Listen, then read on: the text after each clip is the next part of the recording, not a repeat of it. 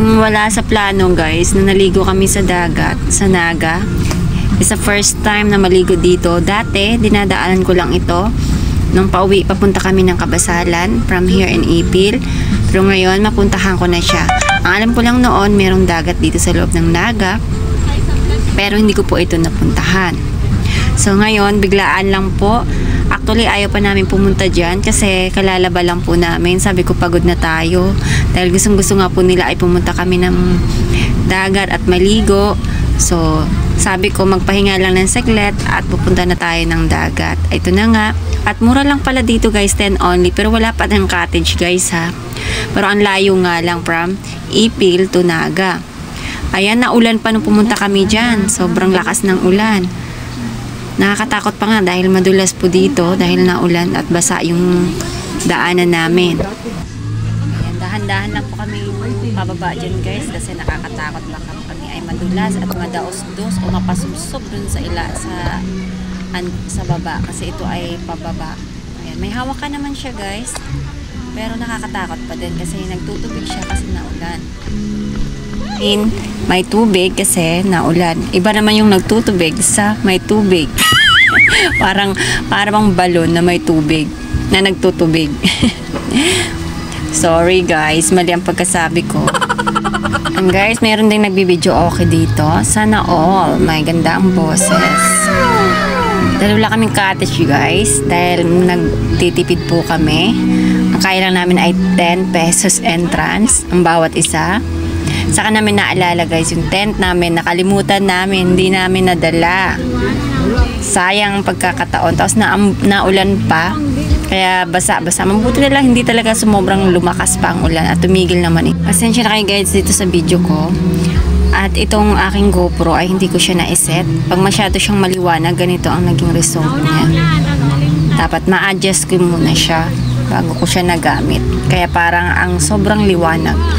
Tinatry ko siya sa brightness is pangit pa rin naman. Kaya ito na lang po ang ginawa ko. Tsaga-tsaga na lang kayo sa aking panonood guys. Ang dagat hindi na masyadong makikita dahil sa sobrang brightness niya. Mahirap siya i-adjust or baka hindi lang talaga ako maalam. Hindi namin malam kung saan kami pipwesto. At yun, naisipan namin doon kami sa dulo. Ayan lang yung dala namin guys ay ang bulinaw.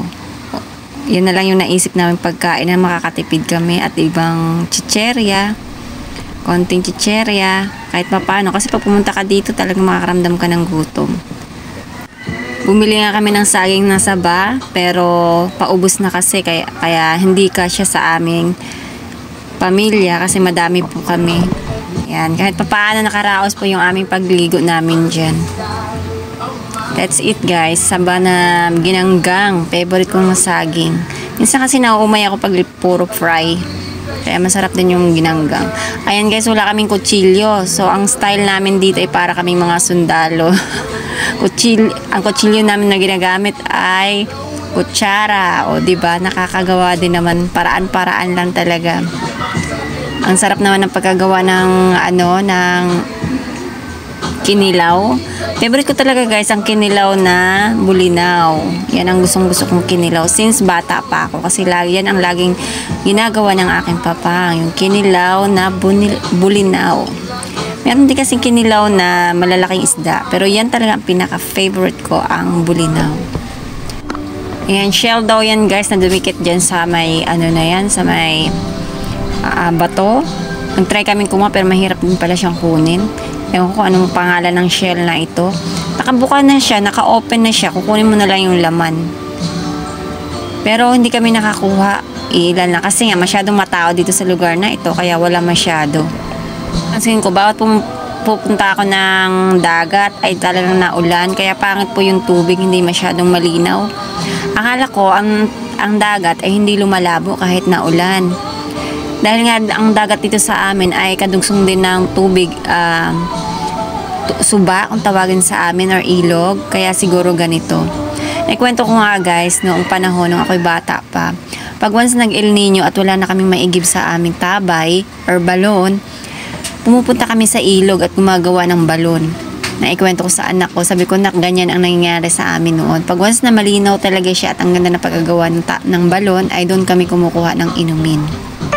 Dito nga pala guys, may area niyan, may nakanet pero nakaharang siya na net na bawal pasukan. Kasi nga siguro para kung merong halimbawa katulad yan starfish, ayan, is hindi magambala yung mga ganyan pag once na maraming tao dyan naligo. Pero pumunta po kami, pwede na-allow siya kung iilan lang, pero kung maligo ka, hindi siya ina-allow talaga na dyang area na yan ay maliligo kami.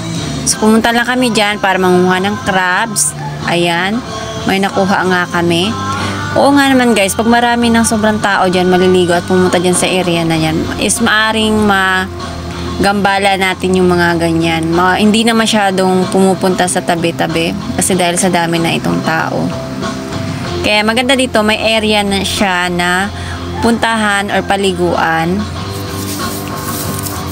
Ayan, katulad niyan guys, meron kaming nakita kaagad dahil nga siya ay pinupuntahan lang or hindi talaga siya pasadyang paliguan. Nakabukod yan, may nakaharang dahil matigas nga po ang aming ulo at nagtry pa rin kami. Pero hindi naman kami sinaway, siguro nga hindi naman talaga bawal. Talagang bawal lang siya pumunta ka dyan na para paliguan mo at para madaming pupunta, ganun. Siguro iilan lang ina-allowed. Kung katulad ng ginawa sa amin is okay lang naman.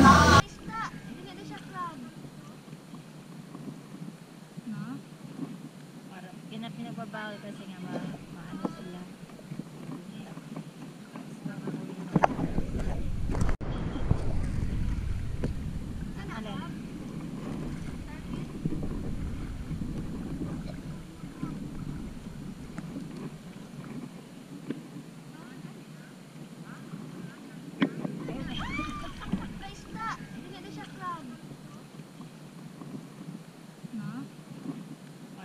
Pinagbabawal kasi nga maano sila.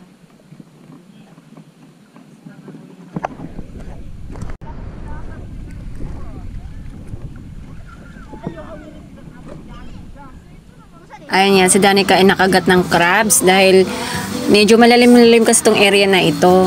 Kung hindi mo siya mahawakan ng tamang hawak at hindi dun sa may buntot niya, is maaari talagang ikaw ay makagat. Ayan guys, pauwi na kami. Ito yung net na sinasabit ko guys. Ayan, may harang talaga yan dyan na net. Dyan kami dumaan. Pahirapan nga lang dumaan dyan guys kasi maliit lang yung butas niya. Talagang kailangan susuong ka. Ayan yung anak ko, laki-laking babae niyan. Medyo nahihirapan nga siya pagpalabas. Ayan, naisipan niya namin maligo muna bago kami umalis. At napakasarap nga naman maligo kahit na umbon-ambon. Yan ang anak ko, ba't hindi ako lumalangoy? Dahil ako lang inabibidyo lamang. Iba na talaga pag umiidad guys, hindi na mahilig mag-swimming. Hindi tulad nung ako'y kabataan na kanasing edad ng mga anak ko, ay gusto ko talaga lagi nagsuswimming dito sa amin sa ilog sa Goodyear. Ay talagang kami ay tubong ilog na palagi, walang absent pagdating sa ilog. Kasi nga gusto nga po namin laging naliligo sa ilog. Ngayon matanda na tayo, hanggang video-video na lang. Pero nag-try nga ako dahil kinukulit niya ako ng mga anak ko.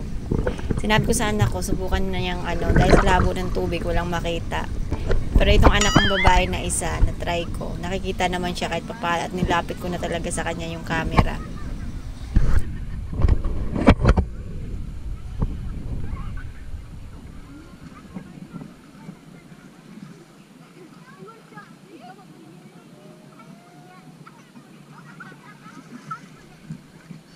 Dali na, sa ilalong ka, dali. Wala ka sa ilalong.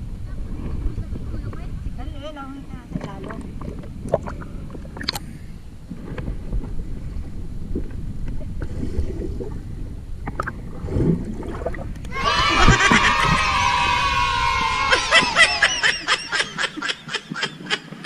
Myself up out of bed, but I'm feeling empty.